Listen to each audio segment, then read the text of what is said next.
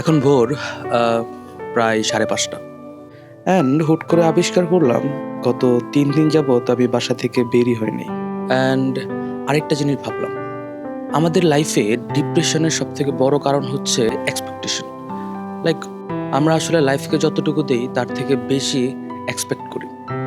আসলে লাইফের প্রতিটা ক্ষেত্রেই দেখবেন যে পরিশ্রম থেকে এর ফল আসলে বেশি আশা করি। আরেকটা জিনিস হচ্ছে যে আমার ইউটিউব চ্যানেলে একটা ভিডিও আছে অনেকদিন আগে দেয়া, সেটা হচ্ছে স্টোইসিজম।